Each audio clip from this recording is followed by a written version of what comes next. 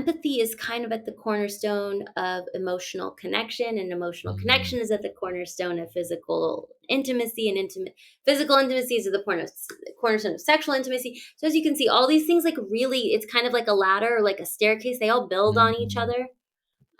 But it starts with you. Hello, and welcome to the Go Encourage podcast, where I talk to real people about real life. And today we are kicking off our relationship series. I'm really excited about this. We are flying over via technology, of course, to the United States of America, and we're going to be speaking with the lovely Natalie Kazarian, who is a licensed marriage therapist. She's a psychotherapist, and based on the work that she's done with couples, she is also a relationship expert.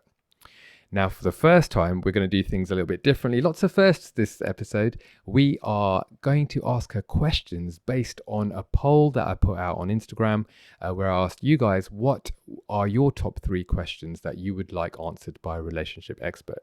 So we're going to pose those questions to Natalie, and let's see where the conversation goes.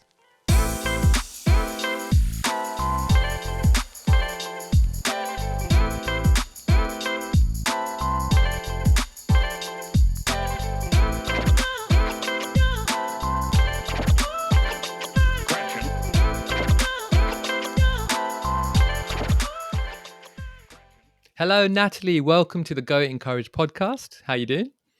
I'm doing well. Thank you so much. Happy to be here. So where are you joining us from? I am joining you from California. Right now, I'm in my home. This is also my office. I work virtually, and I split my time between Northern California and Southern. Right now, I'm in Northern California. So, yeah, it's so Very cool that we are able to have these types of conversations across the world. It's amazing. It's I amazing. Have love you it. ever been over to London? Yes, I have.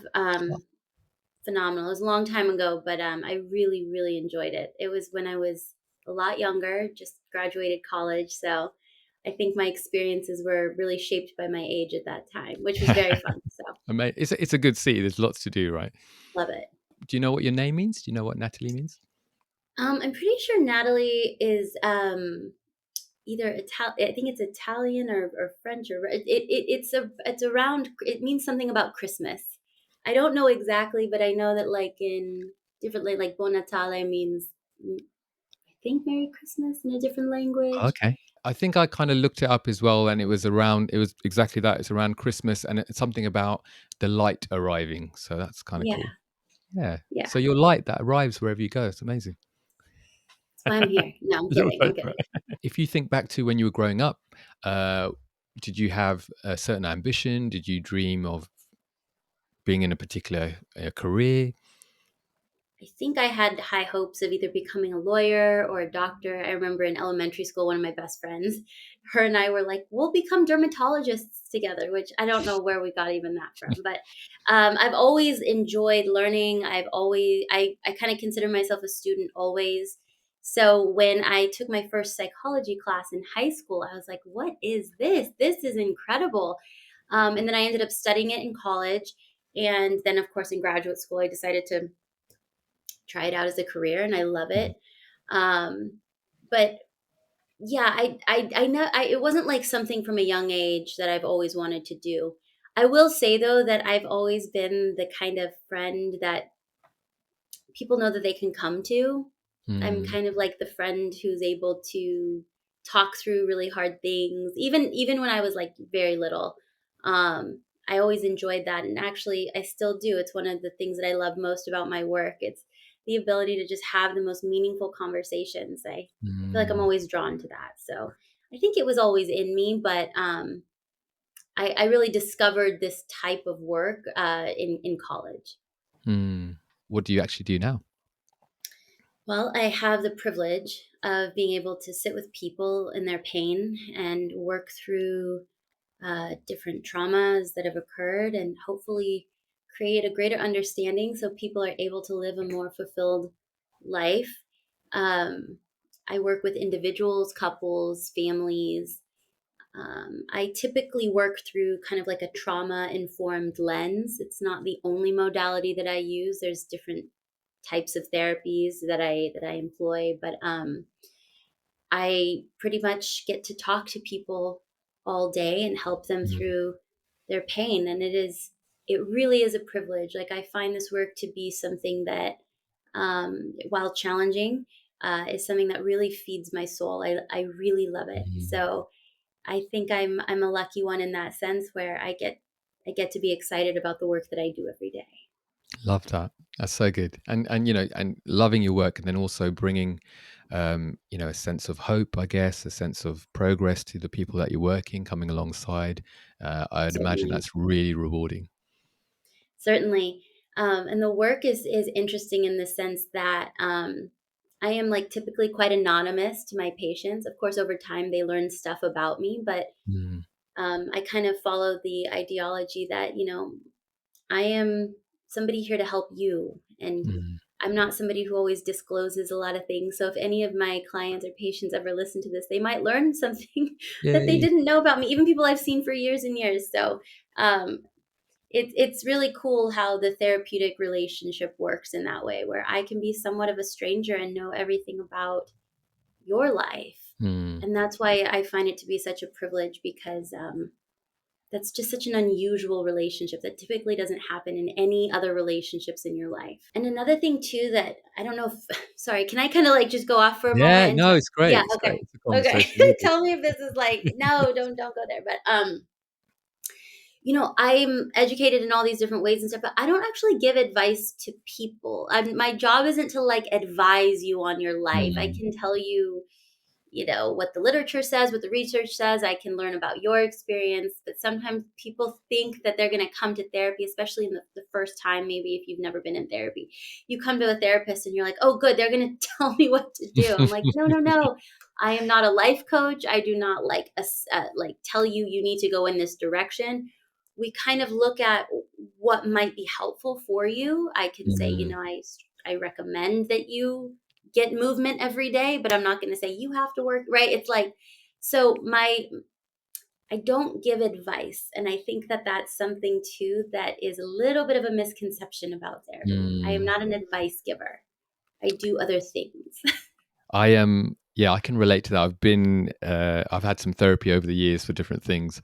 And yeah, that's exactly what I thought was going to happen. Like 3 sessions, tell me what I need to do, give me my task list, I'll get it done and everything's good, you know. Right. Where it's more like shepherding, isn't it? It's like coming alongside someone, helping them to understand what's going on within themselves. I'm being very simplistic, of course. It's more complex than that. But No, that's actually really a beautiful way of saying it, and really wonderful, like an easy way of understanding it. I'm walking next to you, not in front of you or behind you. And mm, so I can only meet you where you have met yourself. I might have mm, ideas of where we're going. And of course, shepherding might be the right term, or guide, or counsel in that way. But um, you can't pull somebody who's not ready to go to a certain insight or understanding. mm, Um, and part of therapy is like really trusting the process. yeah, Therapy is so different than, I don't know, like taking an Advil or ibuprofen or something. It doesn't just like, oh, I'm in therapy now, everything is better. No, no, sure. no. As a matter of fact, sometimes things start to feel worse before they feel better, because of this Mm, way that we uncover. I actually I talked about this on another podcast, but I think of us as like we're on like an archaeological dig of your life, and mm, certain things have been fossilized and crystallized, and it's our work to go in and very gently, very slowly kind of brush away the dirt to see what's here, and we look at it, we understand it. Whereas it's not just like a bulldozer coming in. It's not me saying, "Oh yeah, I think this is a daddy issue," right? It's not like that. So it's a lot more gentle and a lot more.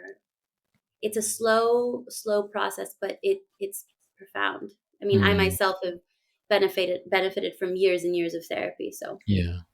Excellent. I've got a few friends in my life. In fact, men.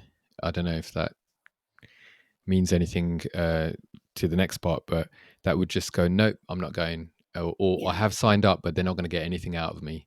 And then when I speak to them, I'm like, well, actually, you're paying for a service, not just with money, but your time as well. And so instead of fighting the therapist, you might as well trust the process, and you'll get to places. it's not so much about the speed, but you'll get to authentic places, and your therapist is there to help you. So I've had a couple of those conversations just in the last 2 weeks, actually. So Those are totally so agree. important to have. Such an important conversation, and it's really, Mm, I think, profound when men are talking to men about therapy because of the stigma, the inherent stigma mm, about a man going and talking about his feelings. And if you can't see me right now, I'm using quotes because it becomes so like, oh, we don't do that. It's too mm, stereotypically, I don't know, feminine or something to talk about your mm, emotions. But yep, all people have feelings, and we have feelings every day. And if you don't know how to harness them, they are going to control your life in mm. a bad way. I agree. I think the route for me is always, look, if you're making decisions about your life, don't make them based on fear.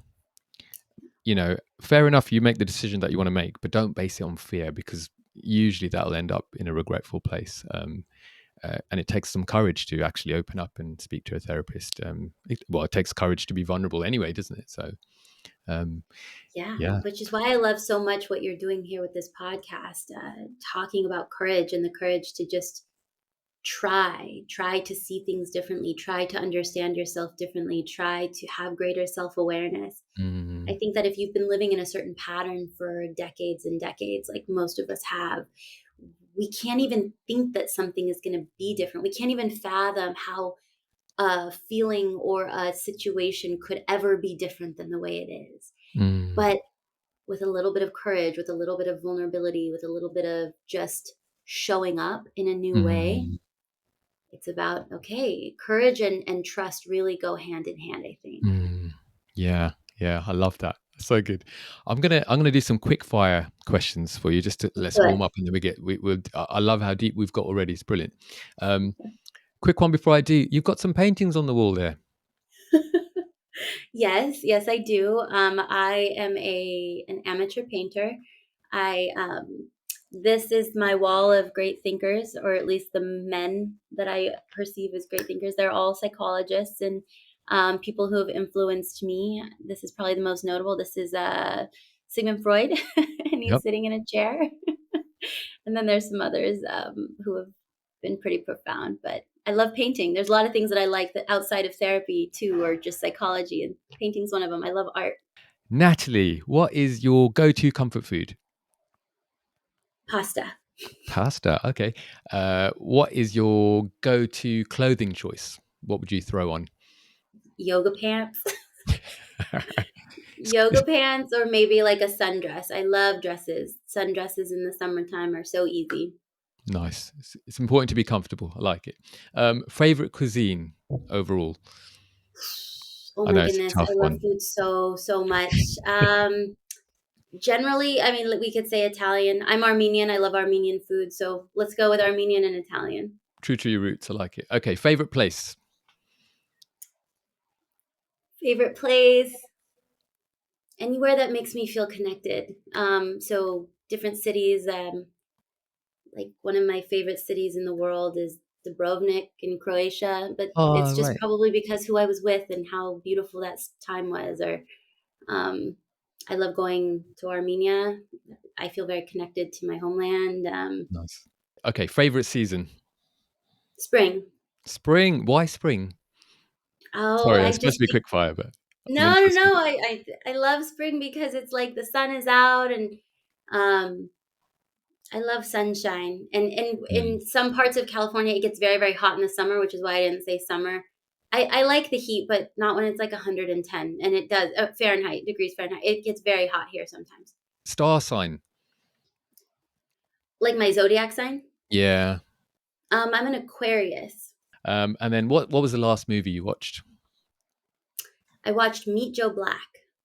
Oh, what It's a a, great movie. Oh, that's such a great movie. it's Brilliant. really good. It's really, I've seen it before, but I just love it. I love Brad Pitt too. So, Yeah, I think the cast just all round do an incredible job of that movie. Such a oh wow. Oh, that's an emotional movie as well. What would you quick rating out of 10 for people who haven't watched it? oh, 10. 10, straight 10. Love it. 10. All right. 10 out of 10. Okay, last quick fire question. Got to be quick. What was the last TV show you watched? No judgment. Oh, Seinfeld. Oh, okay, cool. That's cool. That's cool. It works. It works. Are they going to come Greatest up with a show on guilty TV. pleasure?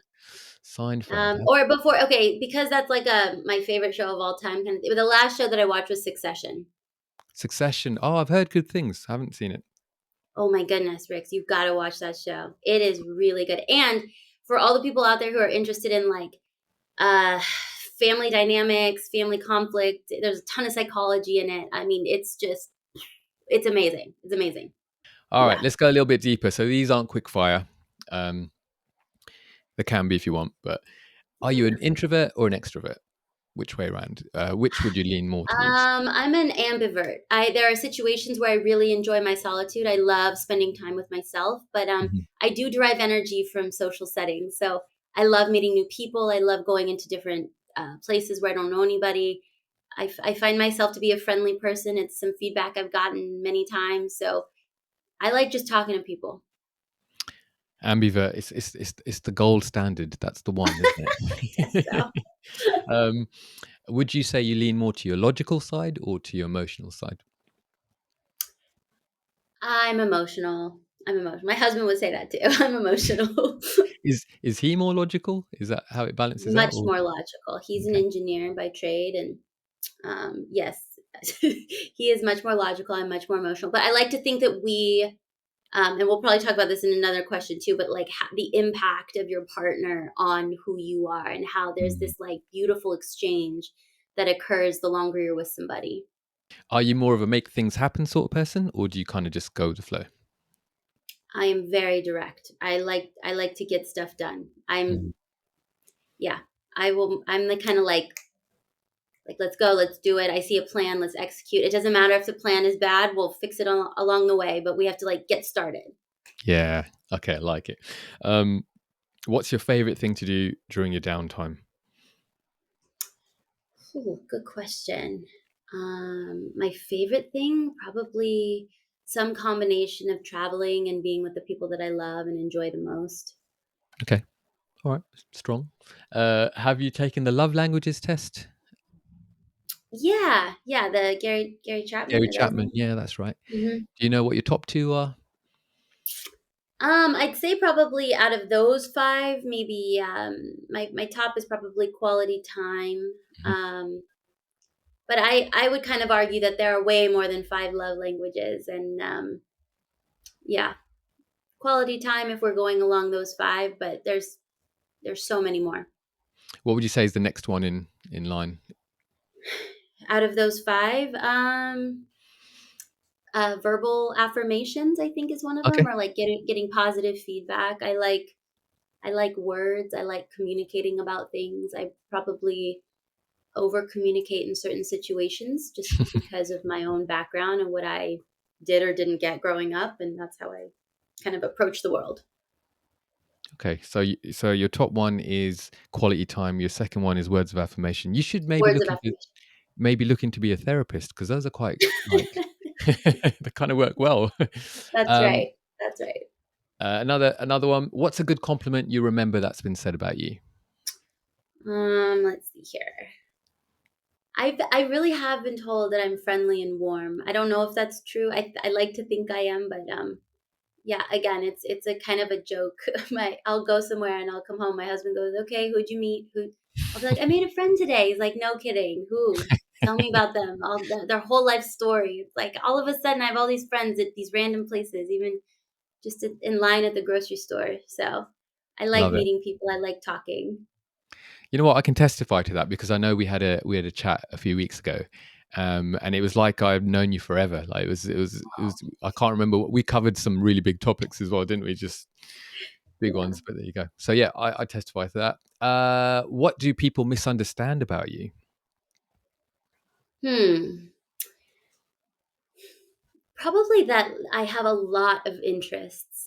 Like I said, I like my work is very important to me and I love it. But I could see myself doing like a whole host of other things. I could see myself retiring from being a therapist in 10 years and starting something new, going back to school. Mm.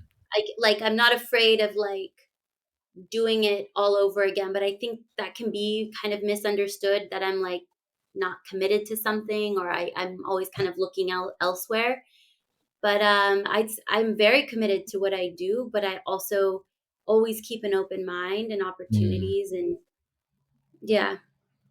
Wow, there's a lot of resilience in that as well. If you're willing to start over and Hmm. go for it, you know. Yeah. Um, uh, Another quick question, and then we'll get into the meat. Okay, so what are you really enjoying about your life at the moment? I'm really grateful for the ability to kind of like allow the universe or God or whomever, whatever is out there, to kind of point me in the direction that I need to go, like really learning to trust the process of life, and how not Mm, everything is within my control, and relinquishing that, it can be really challenging. But I think I I practice every day kind of saying like, okay, today is new, it is fresh, but I can't micromanage everything, even if I'd like so badly for something to happen in my life, or I'd like so badly for a certain relationship to be better. It's like mm, sometimes things just shift and change, and really learning to trust that and being grateful for it, because it's leading me toward my most authentic self. And what could be wrong with, I mean, that's I think the whole point. So really like that. trusting the process, having gratitude for the process of life. Yeah, I think you hit on something beautiful there. That really is the point, isn't it? Of turning up and being who you are. I think we can all Yeah. get lost in being someone that we're not, or trying to be something that we're not. But yeah, I really Yeah. like that. That's strong. Um, I'm interested in, so part of going courage is to go. So yeah, we talk about courage, but the go part is to take some action. I think you touched on that a little bit earlier on. So I'm really interested in whether people have routines or a rhythm about their life that helps them stay productive.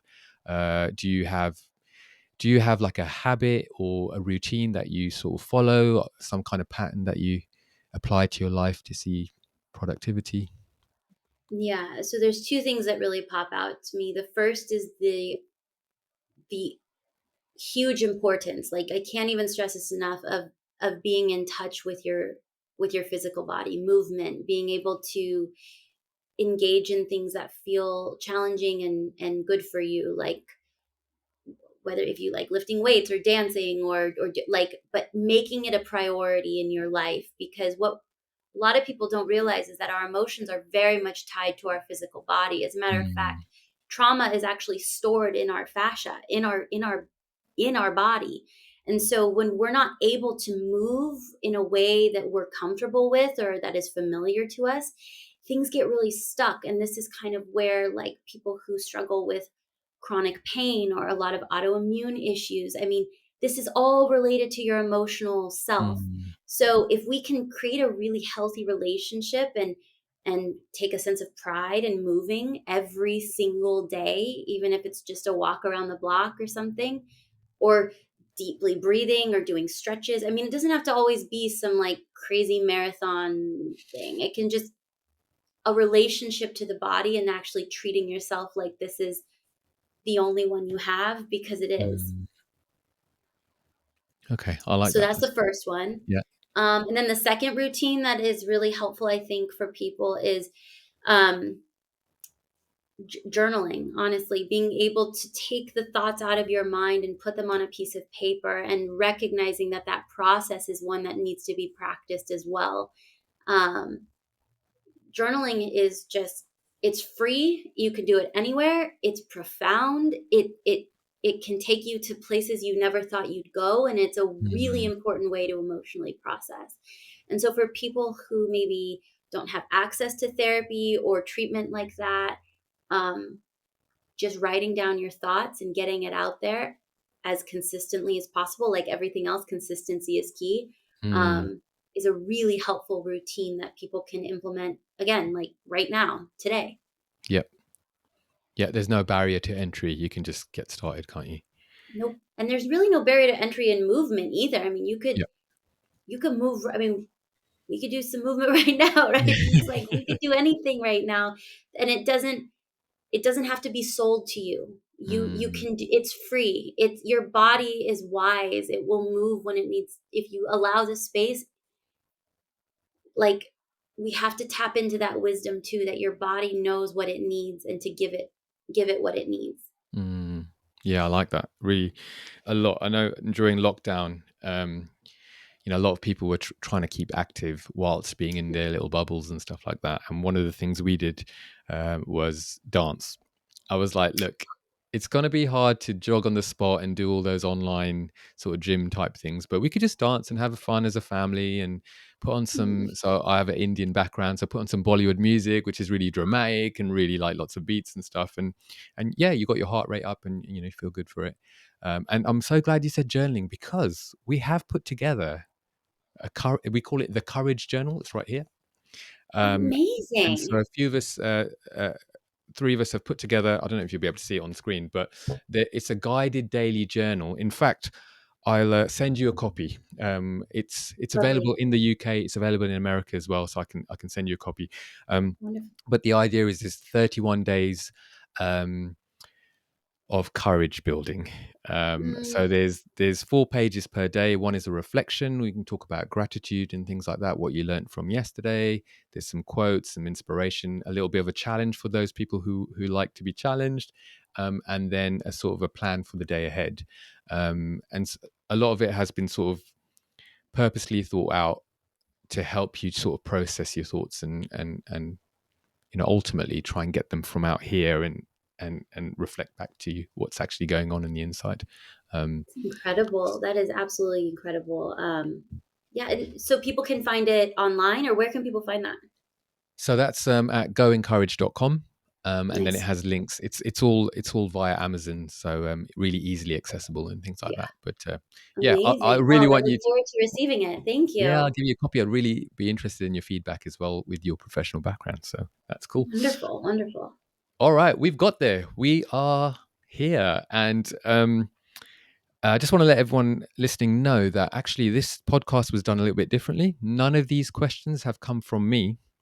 Um, Actually, sorry, that's not true. One question came from me, and the rest of the questions came from a poll asking people what their top 3 questions were in terms of relationships.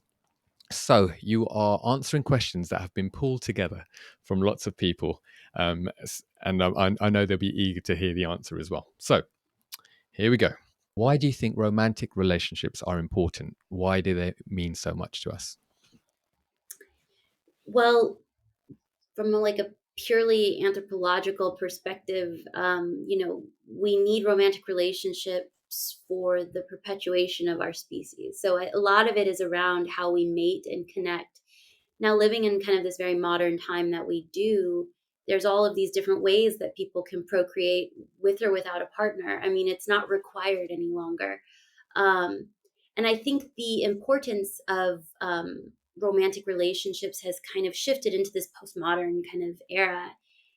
Esther Perel, who's a really wonderful kind of guru in the couples therapy world, Mm, talks a lot about how people are now getting into relationships as a way of trying to increase their level of happiness, and how we sometimes rely really heavily on our partners to like create our happy life. And she goes into it way better than I can about how that's not realistic, and the expectations that we place on people is really hard. But um, I tend to agree, though, that people connect on a romantic level because they want to be happy. They want to increase, in addition to, of course, like you may want to reproduce, but there are people who get together who never want to have children, and that's perfectly reasonable. A lot of people these days, too, aren't even getting married anymore. I mean, I think mm, marriage rates have gone down significantly, especially for young people. So I think we're like seeing this shift happen right in front of us. But um, just some other reasons that are popping into my mind: feelings of companionship, connection. mm, Kind of from like a financial perspective, people might need to be in a relationship to feel supported in that way. And then, of course, the different roles that you might play in your relationship really could benefit you. So I think there's mm. all sorts of reasons that are yeah. And I forgot to mention love, which I probably should. Kind of, But yeah. I Go on. think that relationships and happiness and love kind of all go hand in hand. But we have these Mm. really high expectations of our relationships now that, for better or worse, are there. Okay, great answer. Wh- what part does courage play in this is the one question that came from me, right? Okay. What part does courage play in relationships? How important is this? Oh, it's hugely important because of the relationship that it has with trust. In order to be courageous with somebody, you have to trust yourself in many ways, and Mm, so the vulnerability that's required for healthy and happy long term relationships requires courage. You have to show mm, up. You have to try. You have to want it. Um, I was just working with a couple of several months ago, and we can do a lot of work in couples therapy, but if you don't have the courage to show up and be open and vulnerable and talk about what you need and what you want, mm, it kind of reaches a point where there's not much more we can do. So without the courage to go there, and I'm kind of using quotes because there is whatever is vulnerable to you, um, it's just not going to be that satisfying. if someone is, let's say, over communicating from a place of fear that they're trying to make everything feel good and they want their partner to feel good, and the other person actually doesn't know how to express themselves, I guess there's Mhm. courage on both sides to be able to trust Yeah, that where that's coming from, and actually that the other person is going to show up, if given a chance. yeah, yeah, and that's I think that's a really common dynamic, the one that you just described. If we're speaking kind of like attachment terms, it's kind of like Mhm. the anxious and the avoidant, and what happens Mm, when somebody's pursuing and somebody is withdrawing from the vulnerability or the conversation or what they need or what they want. So if that description sounds like anybody listening, like, no, mm, you're not alone. This is very, very common. Um, but it is necessary to kind of unpack what that means for you and your partner, mm, because those relationships can feel really, really challenging and maybe ultimately might end because you don't know how to kind of show up with the right courage and vulnerability that's necessary to move the relationship forward. mm. On that note, this is not a product sponsorship or anything like that, but there's Okay. this really cool book that I've started reading. I don't know if you've come across Attached. Attached. Yes. Of course Yes, I have. Yes, I've read yes, you that. have. Yeah. Fantastic. I haven't got through all of it, but it's completely impacted the way I'm thinking about attachment Oh, styles as well, interesting. which is really, really helpful. Um, Yes, yeah. yes. And what's really cool about attachment theory, is that, you know, like most things I think in life, people try to take the quiz and put themselves in the box and like, this Yeah. is what I am. I am securely attached. Or I'm anxiously attached. Or I'm avoidantly attached. These attachment styles, as they're called, are highly flexible. They're Mm, plastic in the sense that you can learn what attachment style you might most identify with. And mm, it can shift and change with greater self awareness. mm, It can shift and change depending on who is on the other side of that relationship.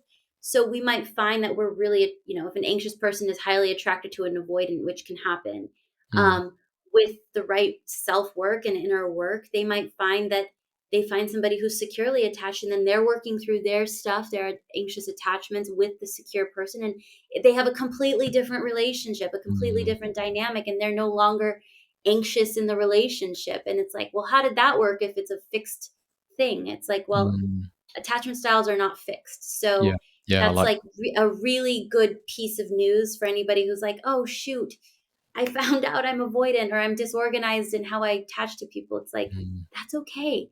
But do the work. Do the Do the work to work. understand why Mm, and how and where it came from and who you pick as partners. And oftentimes, people who maybe are at the beginning of their journey or who have never done therapy or done that kind of inner psychological work, they find that mm, they date the same person over and over and over again. It's just a different mm, face or they look different, but we're attracted to the dynamics of things, and that's really usually what needs to be assisted with or counseled or mm. shepherded, as you've said. Yeah. I did some work with a therapist, and I was like, oh, well, this person. And she came back to me and she said, well, your work is for you. and their work is for them. Stop trying to do their work for them. You've got to do the That's work right. within yourself. And when I got that, it really helped me to understand, well, Mm, actually, if I can, change that neural pathway or whatever it is, I can, or change that mindset, that thinking, actually I show up for me, not for anybody else. And that kind yeah. of, links to what you're saying. It's not a set in stone, this is your attachment Mhm. style and that's it. You're doomed. That's it, so, No, and yeah, and I mean, your experience just kind of with that. I mean, it can, not to like flip the script real quick, but like I'm sure it was very jarring for you at the very beginning when your therapist was like, "Hey, let's take care of your side of the street first. Like, you don't mm, need to worry about that." I mean, that feeling of like, "Oh, is something wrong with me?" It's like, "No, no, no, nothing's wrong with you.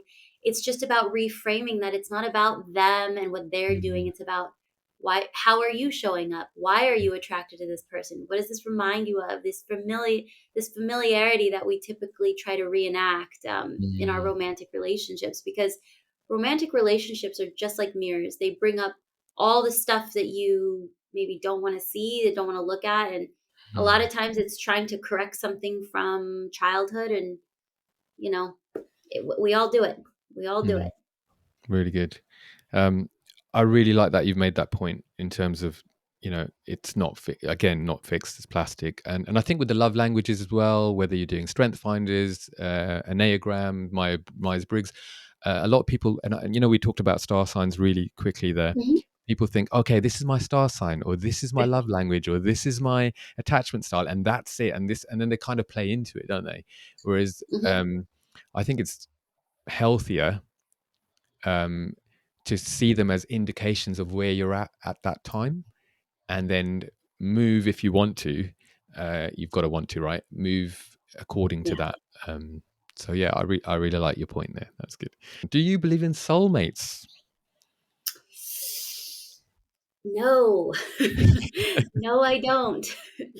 I don't think that there is one person out there that completely completes you or me. It's not like that. I mean, I think that we have deeper connections with certain people. Certain people have greater emotional capacities than other people, and um, but at the end of the day, relationships really do take intention and awareness and conversation. And um, I'm not saying anybody could fit with anyone at any time, but I also don't think that there's like this one person out there. It just, no.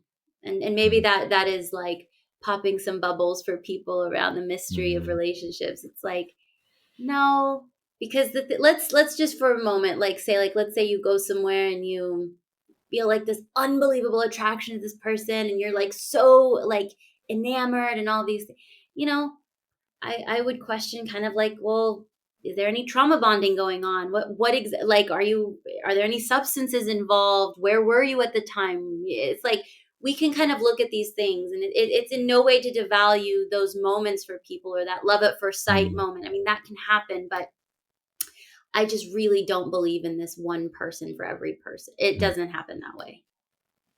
Do you know what? While you're saying that, I'm thinking, oh, what if your soulmate is yourself? Mm. Ooh, Ooh, ooh, I like it. I ooh. like it. Because I Very think you nice. said I something mean, earlier on about it's mm, good for your soul. I think we were talking about your favorite place or something, and you said, no, your job. You were saying it's good yeah, for your soul. So it's kind of like, that's the journey you're going on with yourself, and you're looking for it in yeah. other places. I don't know. Oh, Ooh, I like okay. it. I'll have to think on that. You've given me something to reflect on. Thank you. Amazing. All right. How important is it to have a self? Oh, look, this kind of ties in. That was okay. All right. How important is it to have a sense of self before entering into a relationship? Yeah, supremely important. I mean, supremely important, because if you don't know who you are, and I don't mean this to sound so kitschy, but like if you don't know Mm, yourself, then you're going to be relying on somebody else to tell you. mm, And, I'm not saying people are ill intended, but like they don't know any better than you. And you, I think that would be an overall untenable place to live if you're in a relationship where you have no sense of self, of who you mm. are, what you want, where you want to go, your direction, your values, your goals and dreams. um Yes. so I think So it's it's very, very actually important. I'm an 18-year-old. I've just come out of what we would say as just getting into university. I've Mhm. ticked all my boxes. You know, I've got my maybe I'm not 18. Maybe let's fast forward to 22. I've done some Sure. degree stuff. Everything's cool. I've ticked all the boxes. I know what I want to do. Now the next thing on my list is to be in a relationship because that's what people do, right? But I don't Right. know what I want from life. But if I can just get that perfect person and then just serve her and just make her my world. Um, that's what we do, right? That's the Hollywood dream, isn't it? What would you Hmm. say to that? What would be the advice to someone who's that way inclined? um, okay, so the thought that's coming to my mind is like people getting into a relationship does not solve your problems. You it doubles your problems and it like cuts your control in half. So like now you have double the problems because it's your problems and their problems, and now you have to coordinate with this person on how you're going to get through all this. Mm, So I really think that,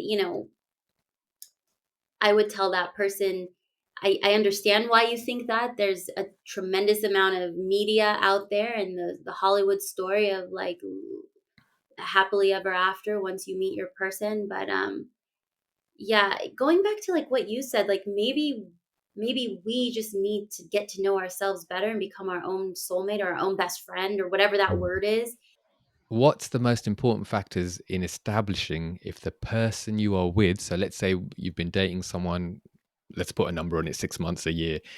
How do you know that that's the right person for you? So now we're moving away from this person fulfills me and completes me, but how do I Mhm. know that this is, the right person to sort of continue with? I think that this can, this answer can vary for people, but what I have found working with lots of individuals and couples, and of course just my own personal experience, how does this person leave you feeling? Do you feel Mm, like a good version of yourself around them? Do you feel challenged in a good way? Like, does this person help you think about yourself and your life a little differently? And if I had to pick one quality that is really important for sustainable long term relationships, it would be the ability to self reflect or the self awareness. Because at mm, the end of the day, you're not going to be able to control this person, or they're not going to be able to, you know, live a life just because you want them to live it that way. But can that person reflect on their own actions and behaviors? And are they able to come to you and say, like, this is what I'm going through, and work through it as a couple versus like there's a lot of projection or mm, displaced emotion. Like if you're dating somebody who's like never thought about what makes them angry or triggers them, and then they're triggered and all of a sudden you're like, wait, this isn't my fault, but they're blaming you. I mean, that's where we get into some of that toxic relationship stuff, but mm, we're all toxic until we're not, right? We're all toxic until we become aware of ourselves and our patterns. So it's not to say like that's bad. It's just to say how emotionally aware are they of their own self and who they are. mm. Yeah, I like that. That's good. That's strong because then out of that, everything else kind of flows, doesn't it? Um, Yeah. if you're aggressive by nature, let's say, or a sulky kind of person, or whatever it is, if you can Hmm. self-reflect and take on that feedback and say, Yep. actually, this person that I'm with, who knows me really well, is Yeah. giving me something to think about. Maybe I should go and think about it. Yep. That's Mm. exactly right. Are there common things men look for in women and women look for in men? I want to be really cautious with answering this question because I do not want to feed into stereotypes of like Sure. men look for this and women look for that. But I can tell you that women tend to want an emotional connection. Um, but so do men. So, Mm. I think maybe a better way that I can answer this, if I can almost like tweak the question, it would be to understand the capacity of the person that you're wanting the relationship with. So if you have like a really deep artistic kind of like person who wants to get involved in all of these kind of unconventional things, it's probably not going to work with somebody who's like doesn't care about that or can't go there with you even in conversation. So I think it's more just about looking at what are your particular values, and regardless of gender, and Mhm. how do you communicate those values to the person that you'd like to be in the relationship with. And Mm. I think it can look a lot of different ways, but I don't know if I even want to answer like men look for That's cool. this and women look for that. Sure, sure. There's a lot of stuff out there, Yeah, um, and yeah, when I've spoken to, I used to run a group where we had about 45 men, and it was really interesting going in with a mindset and then actually looking at the reality of what was going on. And what I found was that men look for an emotional connection. It just tended to look different yeah. to to what you would assume that was, because whatever the stereotypes are. Okay, what advice would you give to those who have been dating? I think we've kind of covered this, to be fair. I want to move on. Um, what advice would you give to a couple who've just got married? What would be the first, like really good first steps post marriage? Post marriage, I'd say find a couples counselor that you can establish a relationship with. Not that you need to go see them all the time, but kind of like a primary care doctor, like somebody that you know that you can go to when things get tough. Having that kind of preventative thing in place can actually relieve a lot of tension in relationships. Mm, So that would be my advice. It would be go find a therapist or a clinician who you can establish a dynamic with so that when things come up, because they will come up in your marriage, you have somewhere to go and process it. that's really good. So simple. Yeah. It's that simple. And most couples therapists too. I mean, you may find variability in this, but like if you go see them for a few sessions and then you say, "Can I call you when I need something?" they usually say yes. So Mm, if you find that a therapist won't do that, I mean, then just find a different therapist, which by the way, if something doesn't fit, just always find a different provider. But most couples therapists, especially if they have a foundation with you, that you can kind of do like an as needed or maintenance based or just mm. like a few clusters of sessions with them. I really like that because we get life insurance, don't we?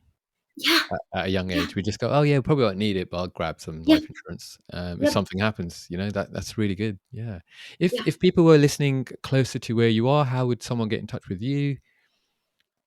Oh yeah, so this is what's cool about the world that we live too. I have an Instagram that you can find me on. It's at Natalie Kazarian MFT. And you can find all my information there, including my website and my phone number and things like that. Or if you just wanted to passively kind of learn more about me, that's probably the best way. Okay, awesome. I'll put that in the description below as well, and we'll cover it at the end as well, but I just thought while we're on that, if people Yeah. close to you are going, "Hey, we just got married, and this is great advice. Let's go see Yeah. Natalie," you know? Absolutely. Yep. What are some common misconceptions about marriage that you often encounter in your work? Um, that this person is going to know what you need all the time Mhm. and that they're going to be able to give it to you effortlessly and lovingly all the time. Yeah, no, that's not how marriage works, or relationships. You have to learn to be able to ask for what you need and trust and have courage that your partner is going to be able to show up for you the best they can. Mm, Um, but also recognizing that nobody is perfect and that if you get your needs met the majority of the time or over 50%, that's pretty good. Um, and a lot of it is going to be like, how do you self soothe? How do you mm, communicate? How do you take care of what you need without that person there too? Because it's your job to be in charge of your happiness, it's not mhm. theirs. Yeah, really good, really strong. Um, Again, these questions are blending in beautifully well. How important is it to meet your partner's needs? Is it a fair request from your spouse? I think you picked up, you said something about around the 50, above 50% mark is a good indication.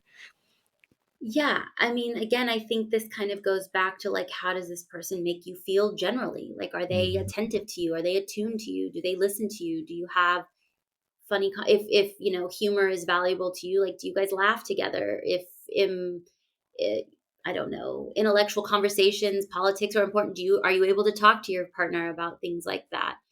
And it's not to say that if they can't do that with you, then they're the wrong partner. But it is to say that you know when you choose to get married or remain in a committed partnership, like you're going to be having a lot of conversations with this person in addition mm, to a lot of meals. So I mm, always tell people too that before you get married, ask yourself like, can you talk to this person for 10,000 meals? Can you have a meal with them once a day for the rest of your life? Like, Mm. is this do you want that person on the other side of every dinner that you have?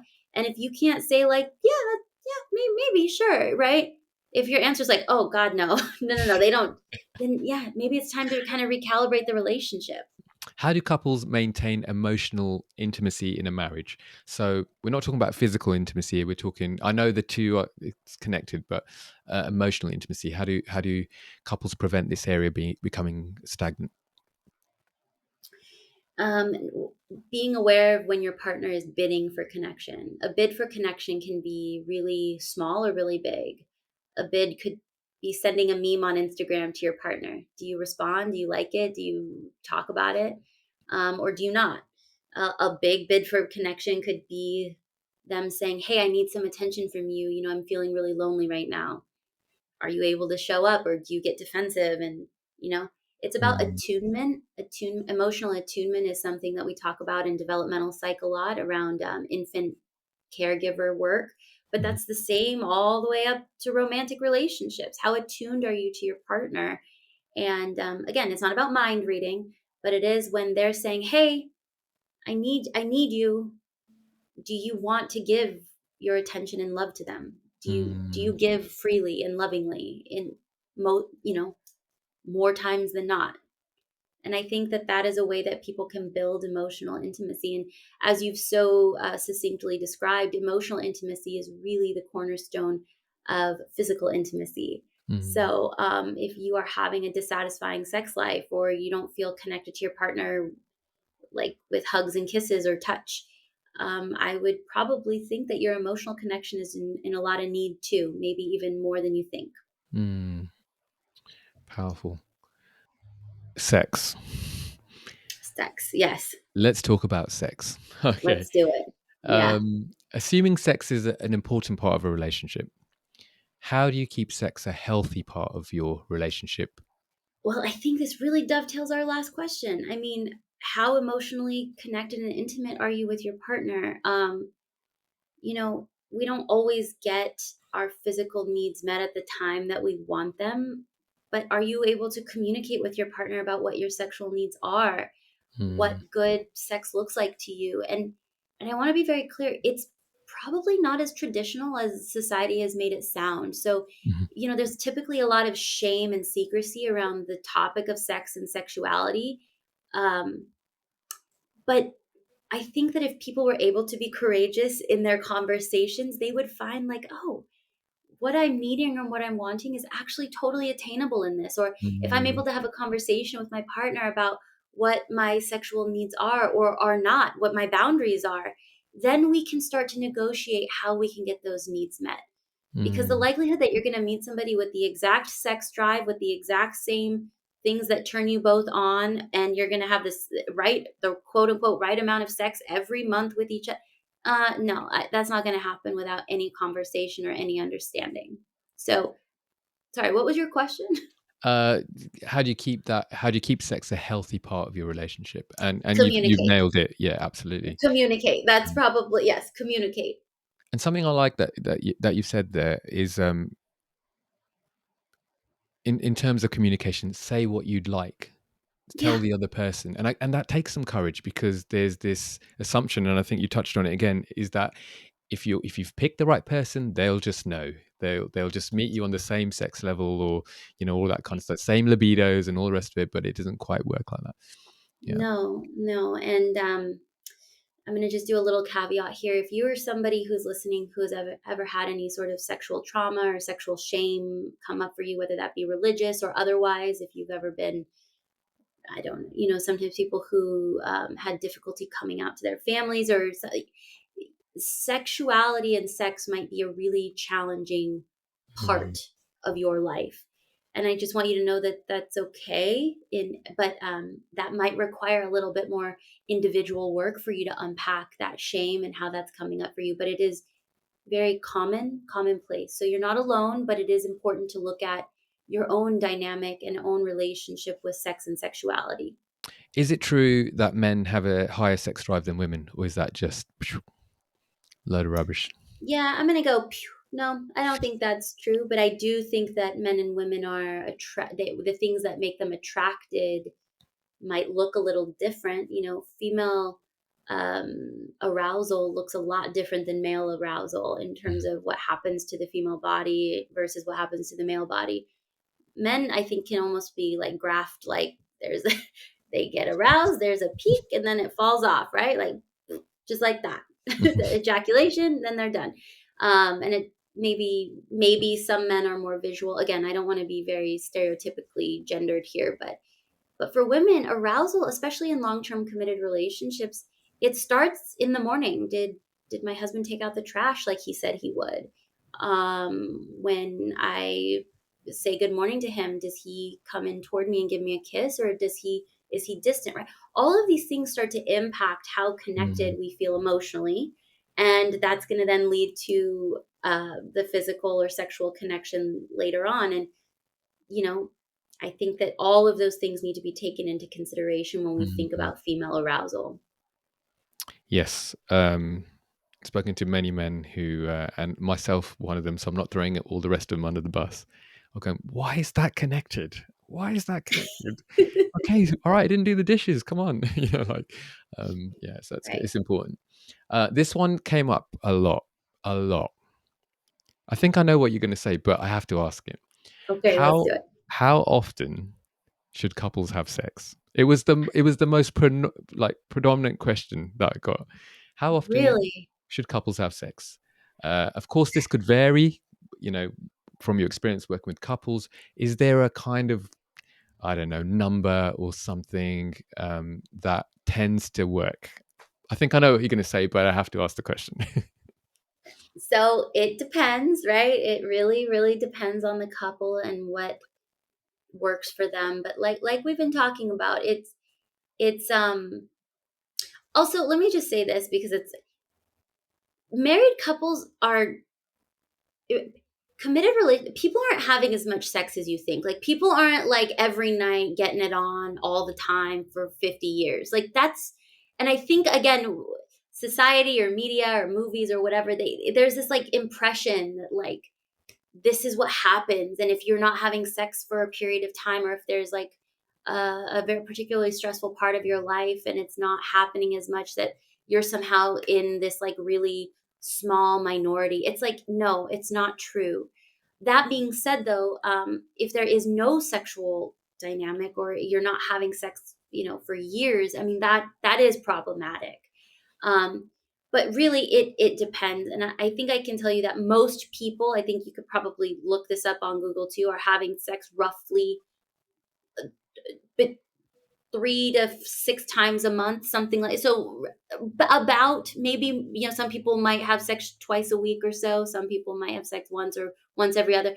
But the quality of the sex is much more important than the quantity of the Mm, sex. mm, So if you're finding that you're having sex once a month, but it's just this really amazing experience and you're satisfied and your partner's satisfied, great, no problems here. mm, Now, if there's a mismatch, I mean, that could be work for a couple's therapy session, or that could be a mm, conversation, as we've been talking. You can just talk to your partner mm. about what you're needing. And, maybe for some people, they don't have the same libido or the same sex drive as their partner. But there might be creative ways to help a partner who has a higher libido. Because at the root of it, we talked about emotional connection. And Yeah. at the root of physical connection, it is about connection, isn't it? More than anything else, it's about Yes. connecting with the other person. So that ties well with what you said there. Do. I think the last one on sex before we move on. When sexual intimacy is lost and only seems to carry importance to one partner in a relationship, how best would you suggest trying to rematch that, bringing it back together? Oh man, this is a tough one because I in no way want to devalue or diminish the importance of either partner's Mm, needs. But I would go into kind of like, well, when did it start to go down and what happened? What happened in the person's life, whether it be the man or the woman? Um, I think that's really, really individual. And I really would recommend like go talk to a sex therapist or a couples counselor about that because both people's needs are important. mm, Sometimes we tend to devalue the physical need or the sexual need as just being like, well, he's a dog and all he wants to do is have sex. It's like, yeah, maybe, but maybe not, right? Maybe not. Maybe that can be valuable and important too. But without the context of when did it start to diminish or when did it start to go down, um, I think it'd be really hard to answer that question generally. Mm. So I'm sorry, I don't know how to answer that. That's okay. That's cool. But it sounds like if that is the case, because three people texted me that question, Yeah, we're saying get some help, get some outside help, yeah, communicate about it, and see where you're at and when did that start going down. So, yeah, yeah. And I know how hard that can be because you know, I will say this too: the mental state of your partner impacts sex a lot. So like things like depression, anxiety, these really impact a person's libido, and it so is your partner depressed? How long have they been depressed? And again, I'm speaking just very generally here. If that doesn't mhm, fit whomever asked this question, that's fine. But mhm, um, you'd be surprised how often depression comes up and like why we're not having sex in the relationship, but nobody knew that they were depressed. And it's like, yeah, mhm. that's what's going on. So speaking with a trusted therapist could be really helpful in a situation like that. Brilliant, brilliant. Okay, switching gears a little bit. Should Okay. couples have long-term plans? 3, 5, 10-year plans, let's say. Hmm. Um, it depends. It depends. I will say that there are certain ages that certain things need to happen just biologically, Mhm, if you are a woman and you want to have children, you likely need to do it before the age of 45. I mean, science can help and all of this. But if you are then dating somebody who has said they don't want to have children, that might, you need to talk about that. I think it's more important, I think, for people during childbearing years to have those conversations. But if you're somebody who doesn't want to have children or you don't want to, you don't, you're fine kind of living just how wherever the wind blows. I don't know if 10 years down the line is important to talk about. mm, I just, it really, really depends. In this situation, I'd say it's contingent upon if the two people are planning on um, having children together. I think that that is really the most important. Now, that being said, if you have completely different values, that is mm, something that really needs to be. Values are very, very important to yeah, discuss, and maybe that kind of dovetails long-term plans, you know, but yeah, maybe it doesn't either.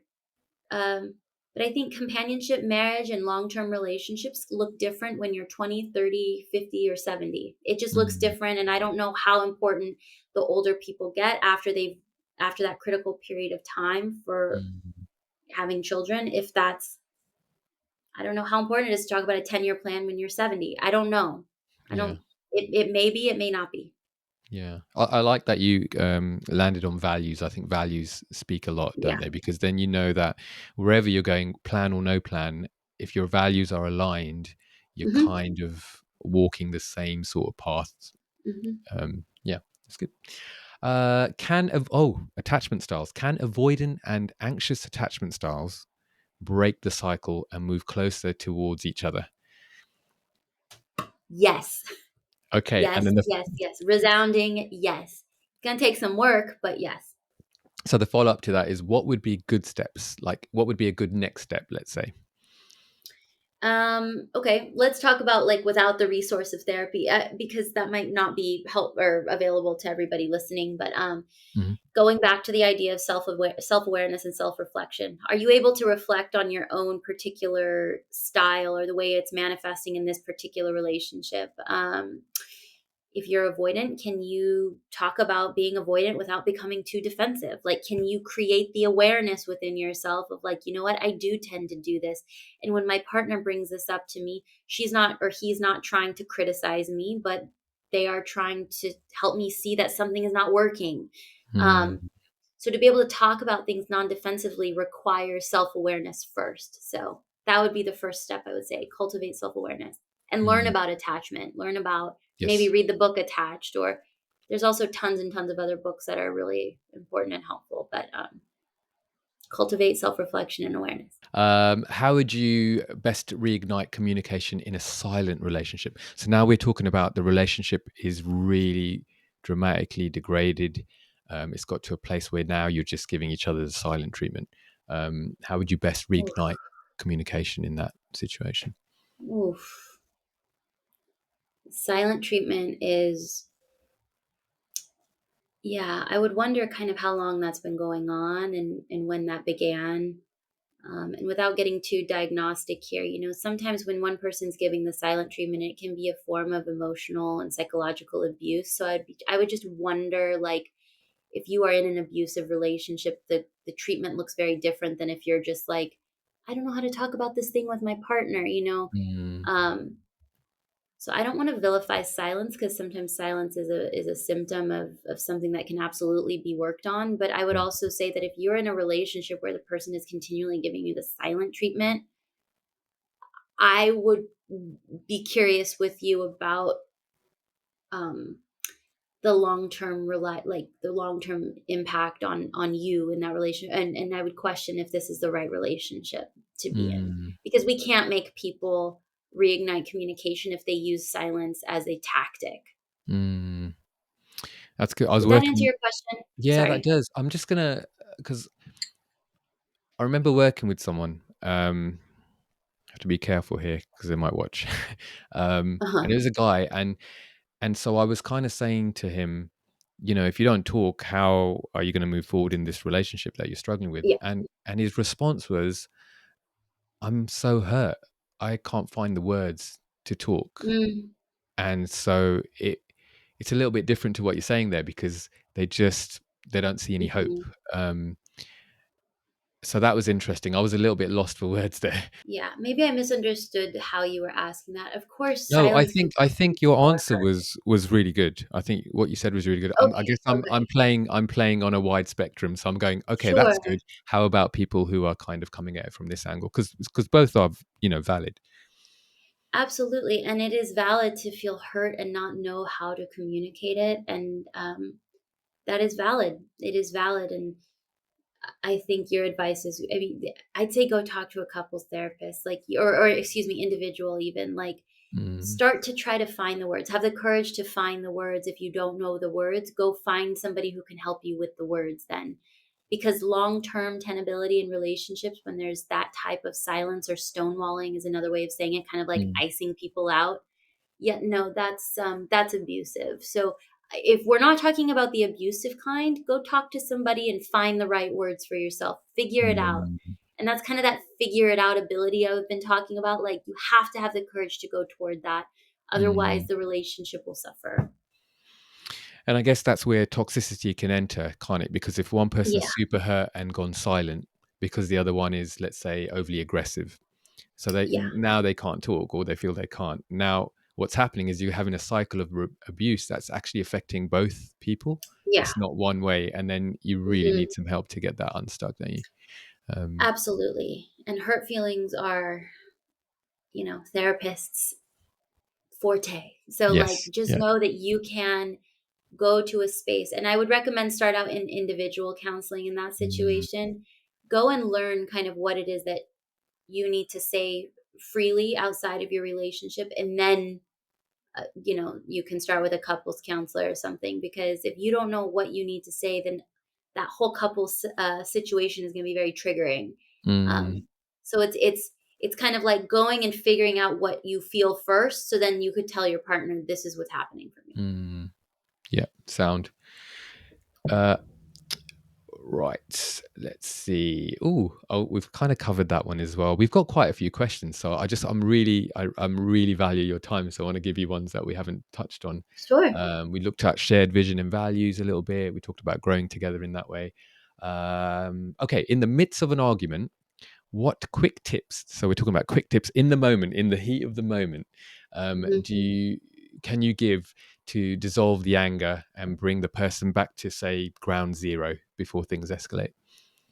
Okay, quick tips. Um, Having kind of a stock phrase of, I am angry right now. I'm going to take 5 minutes. I'm going to leave. I'm going to take space. I will come back and talk to you at 1:30. Does Mhm, that work for you? Right? Like, just taking space to self regulate, so you could come back to the conversation. The really important piece of this, though, is that you communicate it. You say what you're doing. You don't just leave, Hmm. and you give a time frame of how long you're going to be gone. So Mm, if it's a really big anger, a really big argument, you might need to say, I'm going to leave the house for a couple hours. I can't talk about this right now, but at 5 o'clock before dinner, I will bring this up to you. Does that work for you? mm, Um, or if it's a little bit smaller, you say, I'm going to just take a breather real quick. I'll be right back. I'm going to think about what you've said, and I'm going to come back to this. But I think that these things can really kind of snowball if you don't have mm, the space. And anger is a valid emotion, but anger is a feeling of defense too. It's a feeling of, you've come mm, too close, you've violated me in some way, so I'm going to try to attack you. Well, that might be necessary in certain situations, but it's likely that if you're having a verbal altercation with your partner, that's not really going to help you in that moment. So self-regulating, taking space, and communicating how mm, long you're going to be gone, when you're going to come back, and how it's going to go down can really diffuse it. mm. I guess I'm always pushing for the next step. So, Natalie, we're in an argument right now. You've told me that you're very angry and you want to walk away. You need a few minutes, but Hmm. no, I don't want that. I want to solve this right now. Where are you going? You always do this. You always run away. Hmm. How can you manage that sort of? Because now remember, we're not talking rationally. You might both be in a really irrational state at this point. How would you respond? So again, this is probably easier said than done, but if it's a situation like that, validating the partner's experience is really powerful. So even if I'm like really mad at you right now and we're in an argument, and if you say you always do this, I could say something like, I know you're mad too. I see that you're mad as well. I'm mad too. We're gonna try to solve this together. I can't do this alone. Um, and neither can you. Mm, So here is what I need.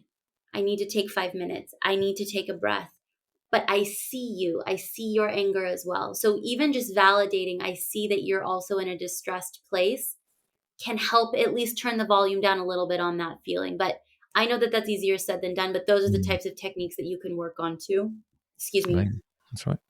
Once you learn to fight fairly with a partner. And that's something that I really work on with couples too. Like, how do you fight? Like, things are going to come up, but how do you fight fairly? Do you fight unfairly? Do you guys pull out all these really mean, nasty things, all the things that you've hidden from each other and throw them at each other? It's like, that's probably going to damage you a lot more. Mm, Um, but simply validating the other person can go a really, really long way. yeah, I feel that as you say it, that's really strong.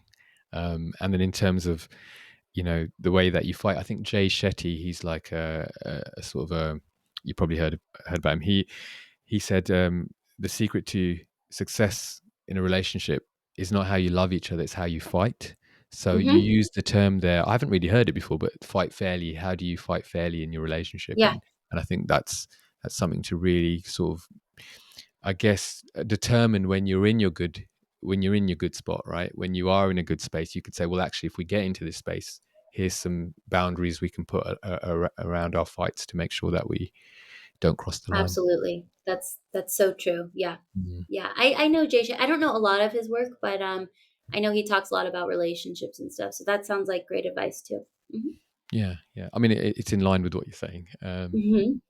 I'm one of those. I'm a connector, so I see things and I go, "Oh, that goes with that, and No, that I goes with love it. that." I'll Mm. look up his stuff more. I think I follow him on Instagram. He has a pretty large following now, I think, I right? think Something like that. so. Yeah, I think so. I don't avidly follow him, but I Ah, know that some of okay. the stuff that's popped up, I'm like, oh yeah, that's really interesting. Hmm. Um, okay, here's a good one. How do you repair? So can you sense the theme now? We've talked about what's good to look for in a partner. We've talked about emotional connection, sexual connection. Now we're talking about what happens when there's storms. How can you repair a fractured relationship when trust being the issue has been broken? Well, yeah, this one, y- I would say that you have to like have the courage to try again. Have Oh. the courage to try to trust. You can't trust somebody unless you trust somebody, and you need experiences to trust somebody. So let's say you've had a relationship with somebody for 5 years and it's largely been trusting. You guys but something happens, whether that be an infidelity or some sort of betrayal, right? And now in that moment, you're completely enveloped in like, I can't trust my partner anymore. They've hurt me. They've done this to me, and it's so, so painful. And it's like, yeah, I get that. It is. How do you work through that? Well, if you have to first choose that you want to. You have to decide that you still want to be in this in some way. And it might kind of waver, but you have to on some level be like, "No, I do want to work on this." And then the Mm. second thing would be, well, how many years have they shown you that they are trustworthy? And can you give them another, I mean, in some ways it's like a chance. Like, can you give them another chance? Now, Mm. if these types of betrayals are happening again over and over and over again, well, now we have a different conversation on our hands. But the idea that your partner is going to to break your trust at some point, I mean, expect it. It's going to happen. Mm. How big that is to you will depend on what happened, the context, and then how, of course, how you work through it. Mm. Now, a piece of advice too, if you're the person who has broken the trust, let's say you're the Mm. person who has done the thing that is broken the trust. Um, how well do you take accountability for yourself, for the Mm. behavior? Are you able to speak to it in a way that is defenseless and not attacking? Like, you made me do this, or we haven't had sex in a year. That's why I had to go have sex with that person. It's like, Mm. are you able to take ownership over your own behaviors? And how do you communicate that and take accountability to your partner? Because the likelihood that um, that person is going to want to give you another chance will really depend on how much contrition do experience. Do you come back? Are you able to put words to it, or are you Mm. like, what's the big deal? It happened once, it won't happen again. Can we stop talking Mm. about it? But the emotional connection has to be rebuilt before anything else, and that really comes back to self-awareness, Mm. self-reflection, accountability. How are you showing up, and are you able to take accountability for your behavior? Yeah. That's really good because if I came back, so again, Natalie and Rix, I've broken your trust. Um, Yeah. we've talked about it, you've brought it up, and I've said, well, I did it because of this reason. I've already said I'm sorry. Right. We've already had like maybe we had a really cool connection Yeah. afterwards, and I am really sorry. But why do you keep bringing it up for all that kind of Mhm. thing? I guess there's an accountability on the person who's broken the trust, whatever that is, to I'm not saying, I don't know if this is the right term, but just be sorry for it maybe forever. Like, I don't mean you grovel forever, but just go, yeah, I recognize 10 years ago I did that thing. I did apologize and I still own that, Mhm. you know. Yep. Um, and the interesting thing with that is it actually builds trust, doesn't it? I know. It That's does. so weird. It does. But that what you're talking about, it's such a useful technique. I mean, it's a strategy in many ways that you can employ, but you have to be able to kind of own it over and over and over again. And I think that that sometimes is hard because we might feel shame if we're the person who has broken the trust. I don't want to be reminded how shitty of a person I am. Sorry, can I say that? Yeah, yeah. How bad of a person I am, or what I've done to my partner whom I love. I don't want to think that I did something bad all the time. It's like, I do get that, but part of this is being able to transcend that and say, I've hurt my partner first, and I Mm. need to take care of my own shame and guilt in a way that it does not supersede their hurt in this moment, because I've done this. I have done Mm. this and it was bad. And that doesn't make me a bad person forever. It's something that occurred. But the repetition of, yep, I did do that. I know it hurt you, and I will be sorry as many times as you need me to be sorry for it. That can go a long, long way and definitely rebuild the trust. Mm. Really good.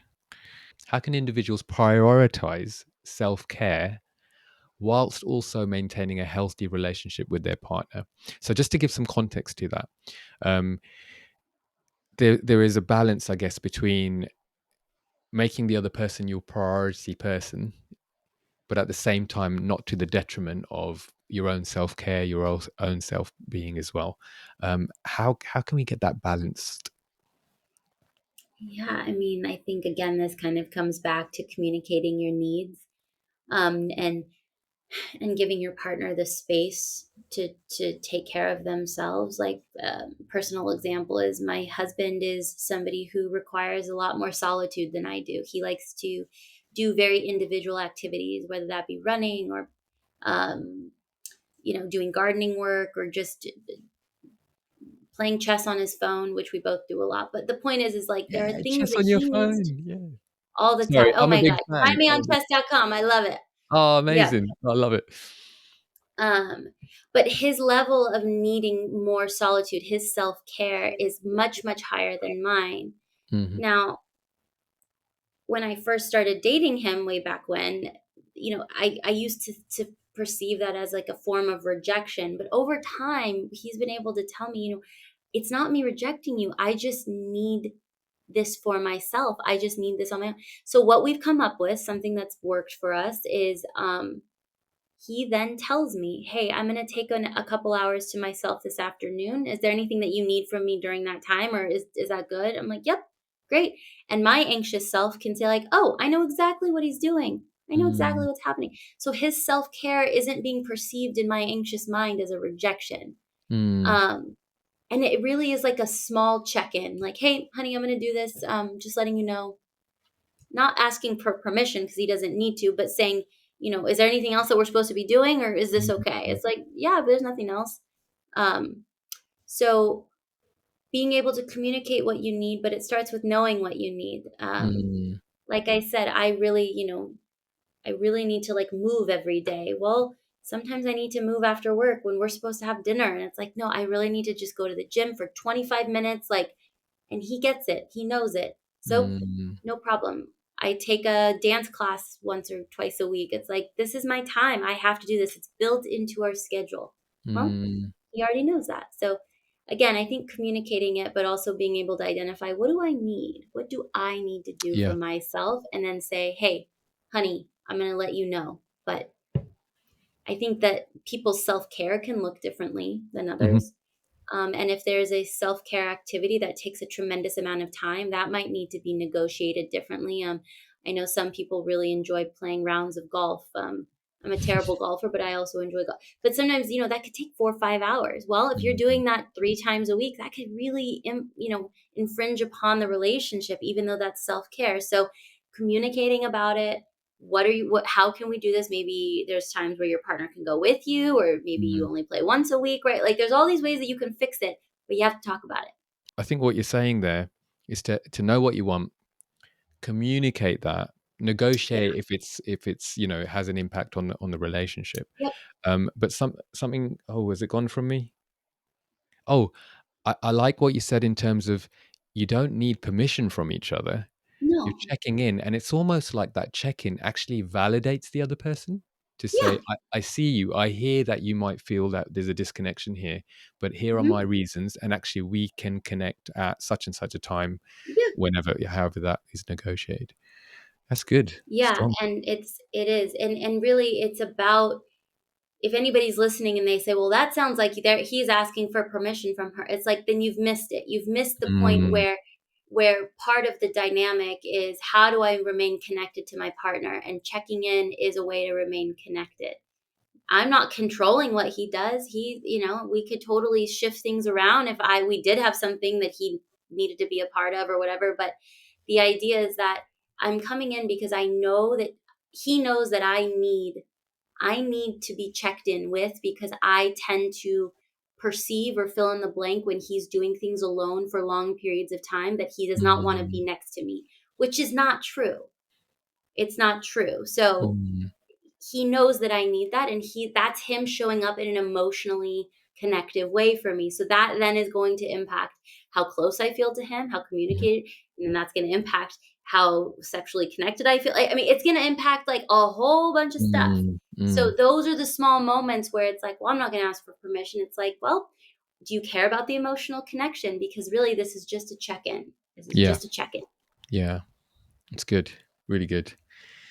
It's so interesting that when you really break it down, it's quite simple.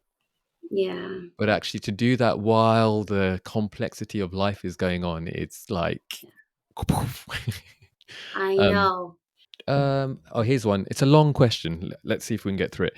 What advice, I just want to read it correctly. What advice would you give to someone in a relationship when one person inputs and works on their flaws, but the other one refuses to accept their development areas in a way that's negatively impacting the relationship? So I know you've kind of touched on this in terms of self-awareness and having that Yeah. self-awareness. But if the person in the partnership doesn't have that self-awareness, and maybe let's say you've been together for a long time, so there's there's a lot of connection. Is this a major red flag? Is this a okay? This needs to be looked at. Yes, yes, it is. I will frequently talk to individuals who've come to therapy who say, I've been in a marriage for 20, 30 years. And my husband or my wife, they don't have any interest in like learning anything new or trying anything different. Or, I've asked them to go to therapy. They say no. I mean, look, I'm gonna let you in on a big secret. Like that is a red flag. That's a huge red flag because what they're saying is I'm not hearing that something is not working for you, or I hear you, but I don't care enough to try to work on it. Mm, I'm not taking you into consideration. And I would help that person understand, is this something that can ultimately be accepted? Can you accept this about your partner? Is this can we situate this in a way where it's not taking over your day to day or it's that distressing? But oftentimes what I find, and this is more anecdotal than research based, but if somebody's coming in and they're like, I have this lust for life in some way, I have this desire to learn and grow and be different and find relationships that fulfill me, and the other person doesn't, um yeah, we can't make them want that, mm. but we can discuss why you are okay with living in lack or in scarcity, if and typically that turns into like, well, I can't. How do we begin to tackle deep rooted and perhaps long standing relationship problems and not leave it until we're at the point of divorce?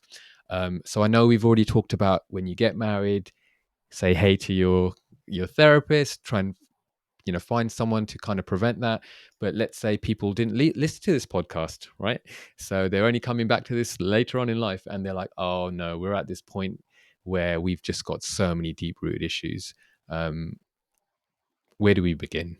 Um, Well, you begin with finding a couples counselor. I mean, okay. And is that what again, they would look for? We've talked about therapy, but is would it be specifically okay? Go for a couples therapist. Like that's kind of a good starting point, and then trust that they would say, well, actually, you need individual therapy based on whatever's sure. disclosed. Yeah, I would say you can start there. You could also start with individual counseling. But the question that I would pose to that couple is, if there are so many things and many years have passed and there's tons of resentment and, I therapists are there, we can do a lot, but we're also not magicians. Like I'm not able Mm, to go back the past 30 years and take away the buildup. Like there is a buildup that can occur, and it happens where people say, I've reached a critical point where I'm really not able to try it any differently with this partner. So um again, I don't want to be quick to saying like that's never going to work, but without, again, the self-awareness, the support system, the therapy, without asking yourself or recommitting to the relationship in some way, like we're both committed to working on this and making this different. mm, Again, it kind of goes back to the question that you just asked before, which is, what if one person really wants it and one person doesn't care or is indifferent or doesn't want it? It's like, well, then you have some work to do individually to ask yourself, is this worth the work? Because it mm, really becomes work at that point, emotional work. yeah. Not impossible, but it is work. I like the way you phrased it as well, because if you get to a place where you go, okay, here's some work we need to do, but actually I Yeah. don't want to do it. Yeah. That in itself is the answer, isn't it? Because right at the beginning, you talked about you don't give advice, you're not there to tell people what to do. But as you Mhm. shepherd, as you come alongside them, they get to the realization, oh, I've been avoiding this issue. Or maybe maybe I don't want to continue, or maybe I do want to continue, but it means I've got a XYZ, and is it worth doing the XYZ, those sorts of things. Yeah. Yeah, and something else, just another myth buster in here. It's not my job as a couples therapist to keep you together. I have no Mm, vested interest if you stay in this relationship. I have no vested interest in terms of like keeping you in counseling for couples work. My job is to help both of you see what the other one wants and facilitate communication and goal setting and all the things that I can do. But I tell people typically in the intake call when I do a consult with somebody, especially for if one person is calling. I mean, I would say this to both of them, but it's not my job to make sure this relationship stays together. mm, mm, um, and that actually can be quite jarring to some people because they go, then, well, what is your job? And then I explain, mm, I'm here to guide you. I'm here to create understanding. I'm here to create space, mm, bring about different education and modalities to help you bring warmth, help create empathy. mm. But it's not my job to make you be in this. I think there's so much power in that as well. We talked at the beginning, didn't we, about anonymity? Not, can I say the word?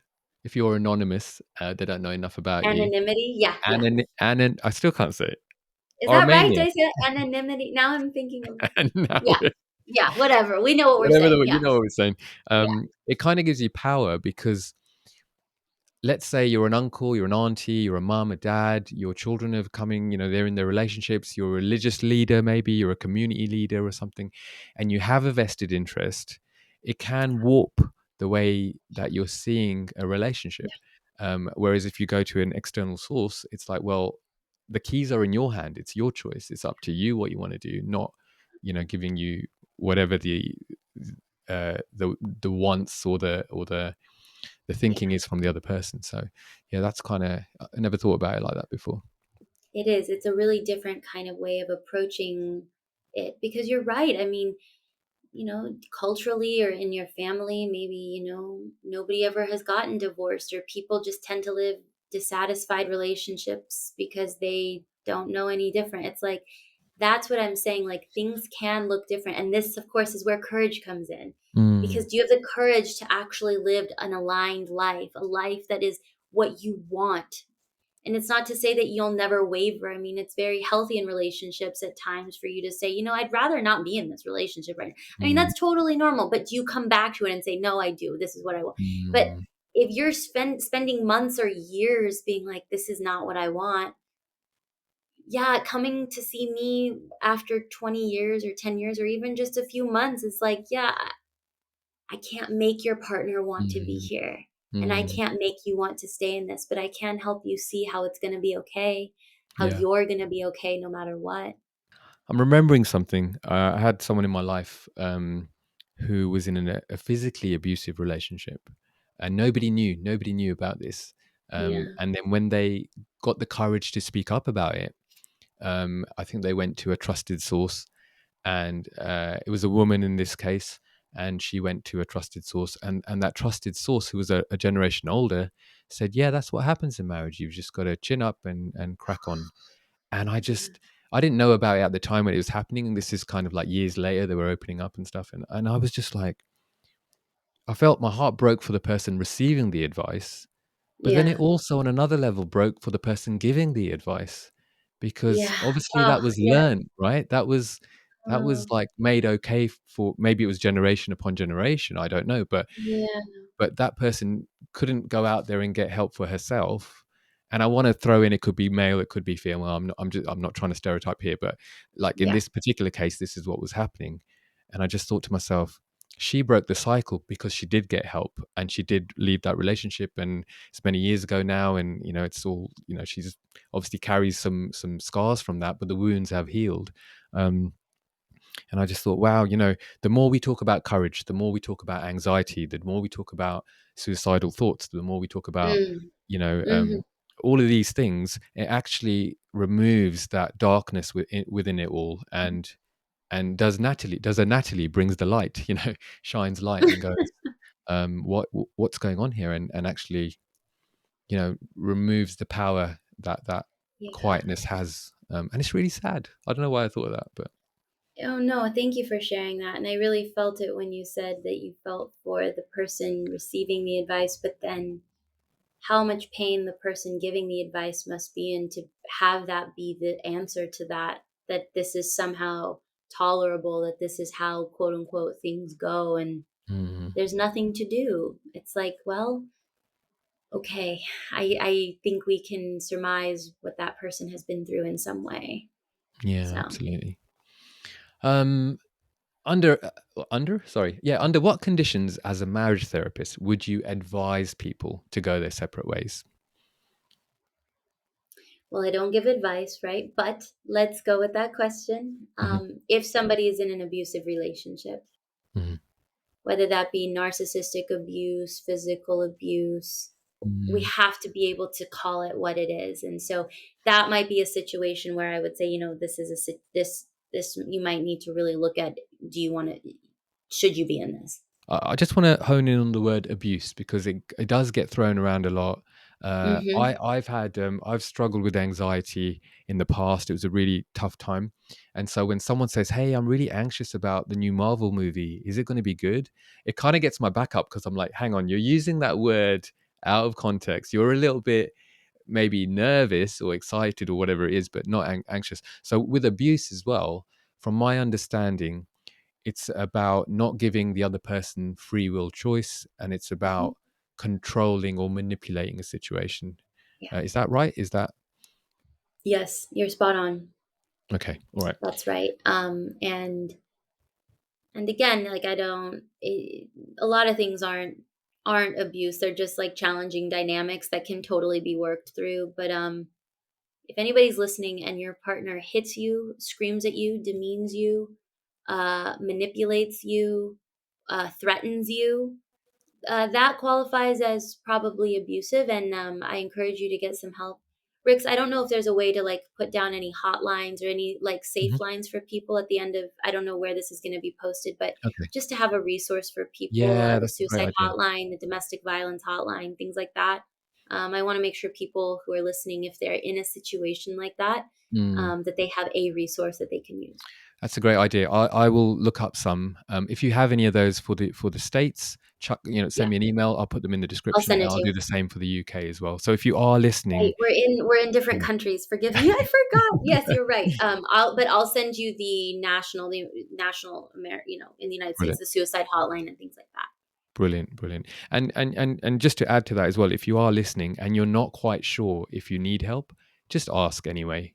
Just ask anyway. Yeah. It Yes. might not be as extreme as something, but sometimes we're a bad measure of what we need, and sometimes Hmm. we tolerate what we shouldn't be tolerating. So yeah, I Yeah. agree with you. I think it's good to put some signposting links down there. Yeah. Um, Next question is pretty much where the other question was. The only difference with it is what if kids are involved? What if maybe you're married, maybe you're in a relationship, and you've got children Hmm. involved? Um, it's complicated. I get that. It's Um, complicated. I'll keep this as simple as possible. Protect the children. mhm, Protect them. mhm, They need more protection than you because they don't have any control. They mhm, have no control over their lives. So whether they are, especially if they're young children, if you're in an abusive situation, you need to get them out of there, and you mhm, need to get them out of there now. mhm, Not to be an alarmist, but these things have a way of kind of prolonging, or like, I think it'll be okay, or the person who's abusive or screaming or physical, they only do that when they drink, or they only do that when they, and they're not doing that anymore, so it's okay. Well, no, no. Um, so protect your children and whatever that means. Get them out, mhm, take them somewhere else. Maybe it means you need to get out. If you can't do it for yourself, can you do it for your kids? mhm, mhm. Um, yeah, that's my advice. It's maybe a little simplistic, but it's just protect them. Protecting is good. And I want to flip completely in the other direction. Mhm. And so here's a situation where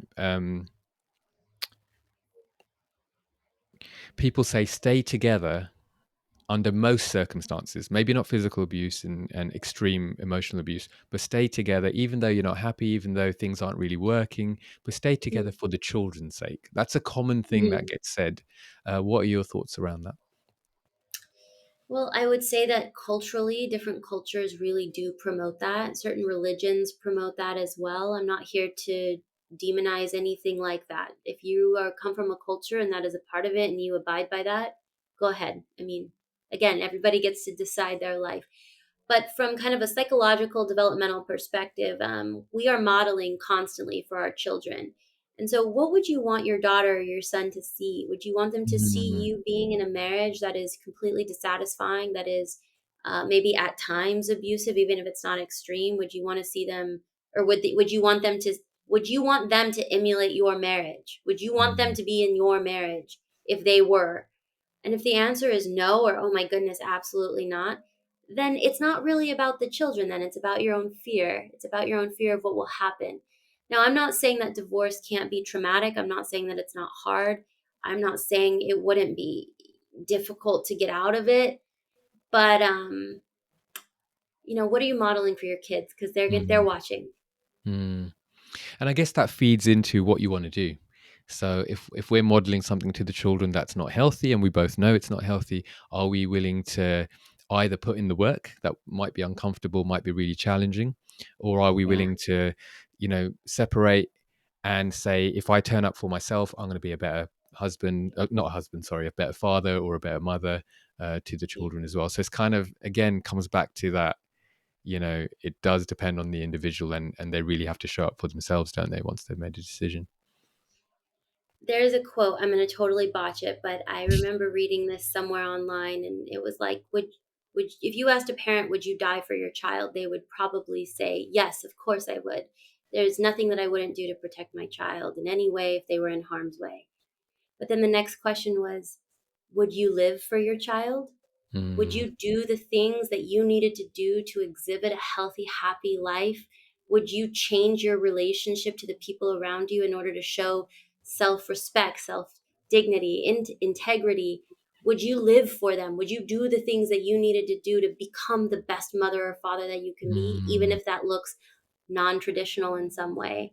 And that's always really spoken to me when I work with parents, because I do parent coaching as well, mm, helping parents see like it's not noble to stay with just a partner just because of these children. That's so much pressure on the kids, because ultimately they're going to go off, they're going to live a life, and now you're still here. So what are you promoting exactly? And do you even mm. know that you're promoting it? Yeah. Can a divorce be successful without a complex lawsuit? Is it possible? Yes, that it is. And as a matter of fact, in the United States, there are several different ways to get divorced. And one of them is called through a process called collaborative divorce. And I actually do collaborative divorce work as well. It's basically where you create a team of people. So it's not litigated. You don't go to court at all. And that's a huge marker of why it's called a collaborative divorce. But basically, you get mental health professionals, attorneys, and financial advisors involved to have a team of people to help these two people who are married uncouple in a way that Mm, does not cause tremendous emotional or financial damage. Now, does it always work perfectly? No, but there are actually structures set up in the United States, at least I can speak to, where you can divorce in a way that is as amicable as possible. It's really, really powerful, especially if you have a family with children, young children, and you're getting divorced. This can be really helpful because there's somebody advocating on behalf of the child and the family mm, unit. And it's mm, basically saying, even if we're not married, we can have a family. It's just going to mm. look a little differently. Yeah, yeah. That's good. All right, moving away from divorce, because we've kind of done Let's the move whole away. journey Okay. from dating to marriage to all the kind of. Let's go. Let's. So this it was the second most common question. What is the secret to a great relationship? So I think it's a nice one to end on because it kind of sums up what's been said already. If you could Yeah. sum up this conversation, what is this? What are the nuggets for a great relationship? What can people take away Okay. if they just Let tuned me in and see. poured it to the end? Let me see. If you're going to take one thing away from this podcast, this is it. Um, Cultivate self awareness. Recognize your own needs and be able or learn to communicate them to your partner in a way that feels respectful, and respectful both to the relationship and to yourself. And learn how to approach your partner from their perspective. Sometimes a technique I'll use in couples sessions, depending on the couple, I'll say, I'd like you to now argue the other person's point. I want you to be so aware of what your partner needs that you could argue it to them. And it really creates this empathy. So empathy is kind of at the cornerstone of emotional connection, and emotional Mm, connection is at the cornerstone of physical intimacy, and physical intimacy is at the cornerstone of sexual intimacy. So as you can see, all these things, like, really, it's kind of like a ladder or like a staircase. They all build on each mm, other. But it starts with you. It starts with your own self awareness, your own ability to put your defenses down and have the courage to look at yourself and what needs to grow or change or be understood. mm. Well put. What a great summary. Great. Fantastic. It has been an absolute pleasure talking to you today. Likewise, likewise. This was absolutely lovely. You are such a wonderful conversationalist. And as someone who really loves conversation, I thank you so much for having me here. I'm hoping we can be friends after this as well, and touch base every now and then and Likewise. see how the other Yes. person is doing. I just want to throw out there for anyone listening as well. We actually don't know each other. We don't have any mutual friends. Mm-mm. I think I saw some of your content on Instagram. I started following Mhm. you, and then after, I don't know, a year or a few months, I was like, Natalie would be an absolutely amazing person to have a conversation with. Why don't I just try and reach out and see what happens? Like, what's the worst that Mhm. could happen? You'd say no, right? So I just want to put that out there. Like, there are things in life that you think are not possible, and so Mm. if you're listening today, if you're watching online, go for it. Have a go. Thank you so much for being on today. I really, really appreciate it. It means a lot to me. You are welcome. Thank you so much for having me. I very much enjoyed this. And you are lovely and you are fantastic at what you do. And I'm so glad you reached out to me. And I would also enjoy a friendship after this. So please don't be a stranger, okay? Brilliant. Just before I go, I have to ask you one Yeah. last time. Where can people find you online again? Your Instagram. Yes. My Instagram is probably the best way to find me. It's at Natalie Kazarian MFT. Um, and that is also my email. It's nataliekazarianmft@gmail.com. So please reach out to me if you are interested in services in California. This is the state that I am licensed in. Um, but I periodically do kind of free resources for people too. So if you want to, you can follow me on Instagram, and I post things and free support groups, meditations, things like that, that I perform virtually. So in the future, if my voice resonates with you in any way, you can follow me passively or you can engage with me. And I encourage you all to message me if you'd like. I don't answer any therapy questions through DM. And of course, I don't answer any phishing, like kind of weird, like, hey, buy this thing or whatever. But if you are a real person and you have a real question, I'm happy to chat with you. So, Fantastic. And of course, we'll put those links in the description as well. So it'll make it really easy for you to find Natalie on Instagram and online as well. If you've been listening to this from home, I said it again, wherever you've been listening to this, it is my heart that you move forward, keep moving forward, and keep going in courage. We'll see you on the next one. Really hope you enjoyed that conversation. If you did, do let us know in the comments, or you can connect with us via our social media channels, where the links are available on www.goincourage.com. If you haven't already, you can now get a copy of the Courage Journal that we've put together to help you build courage on a day-to-day basis. We have a paperback version and a hardback version as well. Links are on the website. You can purchase these in the UK, the US, Australia, Canada, and all across Europe. So go and have a look at that. I think it's going to be a really valuable resource.